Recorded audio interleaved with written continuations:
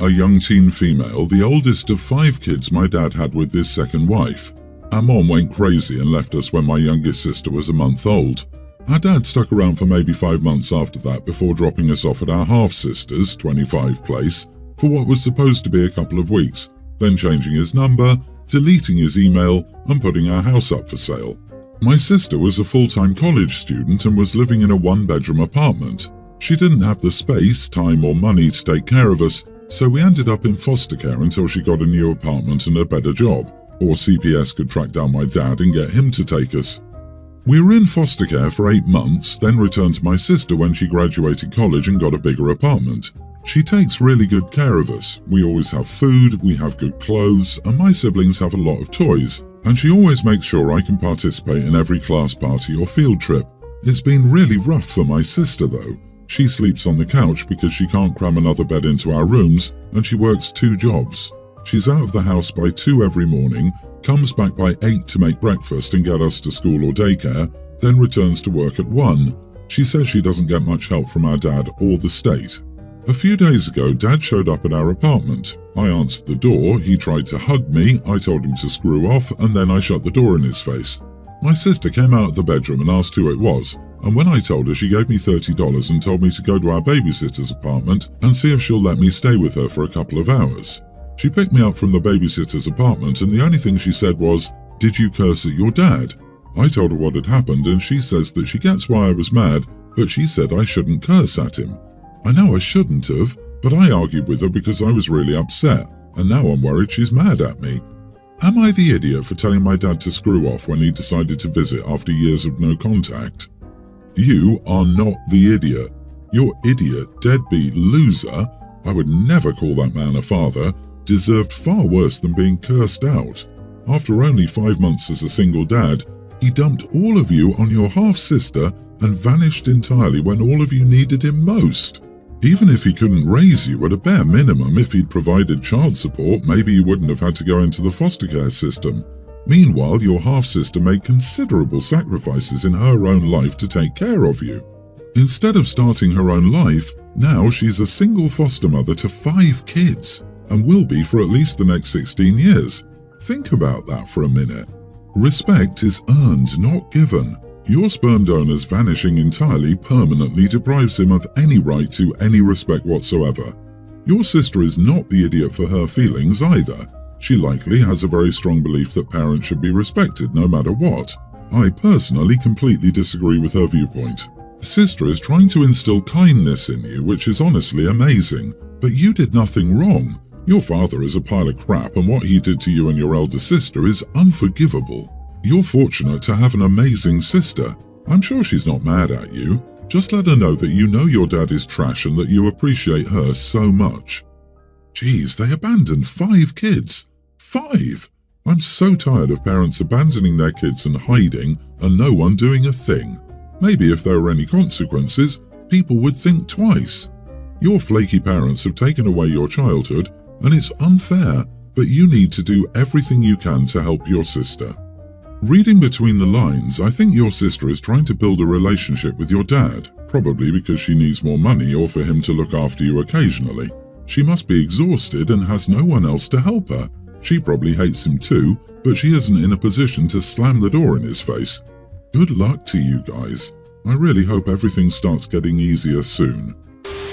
I'm blessed to be marrying the love of my life. My engagement party was booked at an upscale restaurant, and before the day I sat my sister down and told her that I wanted the party to be focused on the wedding and to please not go above and beyond to take photos for her social media page.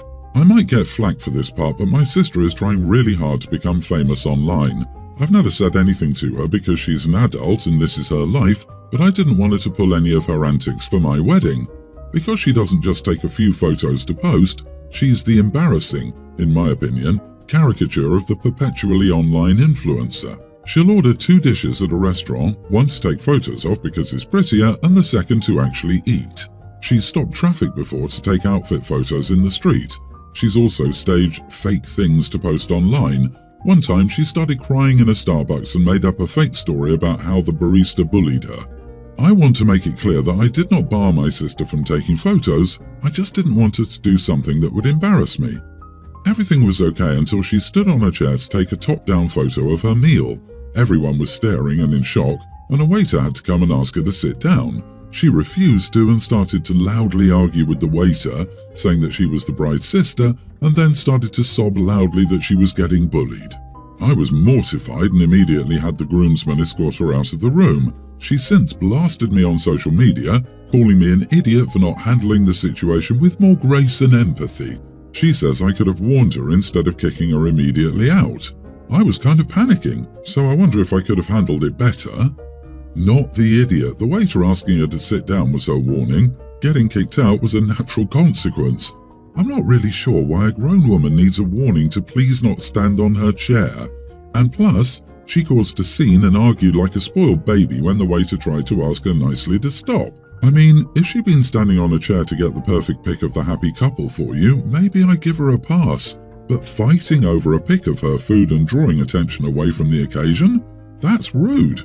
Seriously, she got 2 warnings, one before the event from OP and one during the event from the waiter. She's proven that she doesn't respond to warnings, only to consequences, and that's what she got. She's an attention addict and the sort that always makes herself out to be the victim when she knows she was the one who effed up. $20 says she will find a way to pull this type of crap at OP's wedding if she attends. $40 bets she shows up in a white lace floor-length cocktail dress. Does anyone have some red wine handy? Personal opinion here, but I would suggest you distance yourself from your sister to save yourself from the second-hand embarrassment. She doesn't care about you. Your warnings mean nothing to her. She is a self-centered narcissist. I, 23 female, have been friends with Kai, 26 male, since we started working together a year ago. He has a girlfriend, 27, and they've been together since they were teenagers. We both work as hairdressers, so we've gotten really close. His girlfriend spends most of the year at sea working. She works for 6 months straight and then comes back for a few months. I've always been worried since she mentioned her job. She can't be there for him if he needs support. I was interested in her work life since her career is unique, so I asked Kai what she does. She works as a deckhand, but all of her co-workers are mainly men. I thought this was weird and told him that. He just laughed it off, saying how those men were family to her. It just seemed so weird to me to live with other men while her own boyfriend was stuck at home without her. I've expressed concern to him, but he always just brushes it off, saying how they've even had dinners with those men and their families. I tried to tell him how she prefers working to being with him. He just won't listen to me, saying things like, that's what they agreed on since day one. She recently came home, so I went over to visit them. Kai had gone to the bathroom and I brought it up, telling her that her career was above her own boyfriend. She laughed at me, saying how she will always prioritize her career and he knows it. I tried to tell her she should be there for him more often instead of leaving with other men for 6 months and how Kai wouldn't put up with her career forever. She just had this look on her face and told me that he wouldn't be leaving anytime soon since she bought their house in cash after only 4 years of working. Kai then came back and she told him everything I said. He told me to leave. I tried to explain myself, but he shut the door on me. I've tried contacting him since then, but he hasn't even shown up for work, so I was worried. Finally, he just texted me back saying he left work and how his girlfriend is now converting their spare room into his own salon. I tried to explain myself, but I was blocked. I just want my friend back. Am I the idiot? You are the idiot. Stay out of their relationship. You don't get to invent concerns your friend hasn't expressed having and confront his girlfriend with them, and you surely don't get to imply that she's fooling around with her co-workers just because they're mostly men. I'm glad he's getting out of a toxic relationship, by which I mean his friendship with you. It's her job. Your friend was being supportive of his girlfriend and you're constantly trying to sow seeds of distrust in his mind. She's spending time with other men and not her boyfriend. What era do you live in? That's her job. She's not choosing to spend time with other men. You want her to quit her job? It seems so weird to me. Who the heck are you to feel weird and comment on their relationship? I think you're into this guy and you're trying to get in between them. You deserve to be kicked out. Yep, this is how you lose your friends. So what about people in the military or other remote jobs? Are they not allowed to have relationships? They bought a house with cash after 4 years. That's called doing it smart as a foundation so they can spend lots of time together in financial security in a couple of years. But you're too busy being judgy and coming across like you have a romantic interest in Kai. I'm sorry, but after that tirade, neither can trust having you around with you trying to split them. Also, the salon industry tends to be pretty female-dominated, so isn't the co-worker in the same position as his girlfriend? He most likely works around women all day long, but OP doesn't seem to think that's a problem. OP, stop disguising your jealousy as concern for your friend when it's obvious that you're in love with Kai and are meddling to break them up. I, 45 female, had my daughter Cindy, now 28, when I was 17. Her father didn't stick around and we really struggled for a bit. Even when I graduated college, I had a bunch of student loan debt and juggled rent, food and other expenses. Cindy never lacked necessities, but I admit she didn't get a lot of material possessions. I would try to save up as much as possible to make Christmas and birthdays as fun as possible, but she didn't get much else throughout the year, and we only went on 2 vacations total in her childhood. We definitely ate a lot of struggle meals and had to move often. We honestly teetered on the poverty line. When Cindy was 17, I was finally debt-free, got a job promotion and was doing much better. I did start to give her things throughout the year. For example, I used my bonus to take her to Disney World, somewhere she'd always wanted to go but couldn't. It was nice that I could spoil her a little after years of struggling. She went off to college, and at this time I met my husband Matthew. We got married and now have 2 kids together, Jack, male kindergartner, and Melissa, female 1 year older. With our combined incomes, we live quite comfortably. I admit Jack and Melissa have gotten a lot more than Cindy did at that age, but I've certainly never left her out. She's always invited on our trips, we pay, I get her random gifts throughout the year, and birthdays and Christmases are bigger. I'm trying to make it as even as I can, but I know it never really will be. Cindy first pointed out the discrepancy a couple of years ago when we took the kids to Disney. Cindy went with us. I sat Cindy down and apologized for her childhood. I said I wish I'd been in a better place when she was their age. I know I can never truly make up for it, etc. I said I know it will take time for her to heal. I thought that was it, but since then Cindy has constantly complained whenever her siblings get anything. I'm always super sensitive to her feelings, validate them, etc. But things came to a head recently on Jack's birthday. Instead of a party, he opted to see the off-Broadway production of Frozen. We, as always, invited Cindy to come along as well as her fiancé. The whole night she was pouting and seemed upset. I tried talking to her, but she brushed it off. We went to dinner after the show. Jack and Melissa were excitedly talking about it. Cindy then butted in, "You know what I got for my 5th birthday, Jack? A Barbie from the dollar store." The kids didn't see the big deal, but the adults at the table understood. I was civil the rest of the meal, but later called Cindy and told her what she did was unacceptable. I cannot continuously apologize for her upbringing, and she can't throw it in my face. I asked if she wanted me to give her siblings less simply because she did. She said no, but that she could bring it up whenever she wanted, and she'll continue to do so. I said I was disappointed and hung up. Later, Cindy sent me a very long text telling me I was a horrible mother. Am I the idiot? I understand Cindy's position. I can't think of one present I ever received from my parents, not to discredit them because they paid for literally everything in my life, but I always knew they did their best and I've always been grateful. Cindy really needs to speak with a therapist and work on her insecurities. I don't get the hint from your post that you neglected her while giving her siblings more. But at that dinner, when she said that, man, I would have given her a big hug and acknowledged how much of a struggle it was just to get by. Yes, in front of everyone. Yes, even though she was inappropriate. She's going to need time to process and mature. The woman is 28. How much more time does she need to mature? OP was 17 when she matured. I can't understand it at all. Cindy, a 28-year-old woman jealous of a kindergartner, she wasn't destitute. Her mother was doing the best she could. She got Christmas and birthday presents. OP, she's being utterly petulant. You've been more than kind in acknowledging the difference, including her, and being generous with gifts and holidays now. Like, how long does she expect you to grovel? Time for her to grow up. Yeah, it sounds like she resents your new family with her husband and younger children. Do you know what's more important than materialistic things? Love and attention, which you gave her. I'm sorry that she doesn't see it like that, and I feel bad that she doesn't appreciate you trying to spoil her more as an adult. I can understand children being more materialistic, but she is 28. She knows the cost of living and the difficulty it must have been to do that single. If she never says it, I will. Good job, Mom. You took a bad hand and made a beautiful life with it. You did nothing wrong. 100% not the idiot.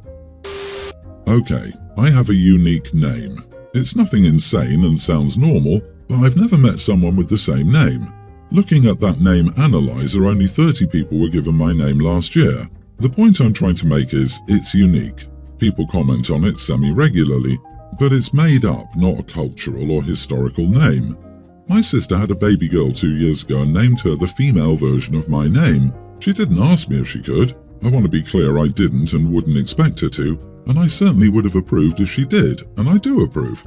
I'm totally fine with her having a similar name. I don't want to dox myself here, so for example, let's say my name is Thor and her name is Thora. It's off by a letter. I often babysit and have a good relationship with my sis and brother-in-law, but when I'm with my niece and we tell people her name, obviously everyone immediately comments on our names being similar. I started jokingly saying, "Oh yeah, she was named after me," but brother-in-law heard me say that to a neighbour while at the park with her, and he blew up my phone after saying she wasn't named after me. Why am I telling people that and I'm delusional? I'm kind of baffled by this aggression. I haven't responded or said anything to my sister. I'm now wondering, did I overstep in saying that? I'm awkward, so I tend to stick to the same talk script. No one ever said she was named after me, and I won't say that anymore. But was I out of line?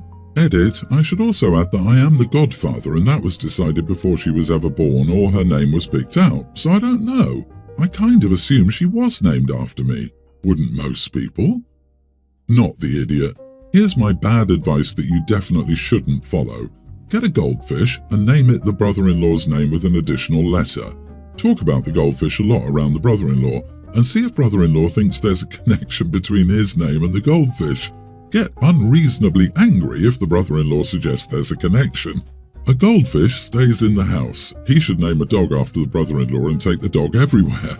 Your names are so similar that strangers comment on them and you reply to the stranger jokingly. Even if you've been serious, brother-in-law doesn't need to get so aggressive about it. He could have just said she wasn't named after you and that it was just a name they liked the sound of. I think brother-in-law's reaction is disproportionate. You should talk to your sister, not about the incident with brother-in-law, but to know whether your name inspired your nieces. I mean, she is your sister and trusts you with her child, so I think you can discuss this.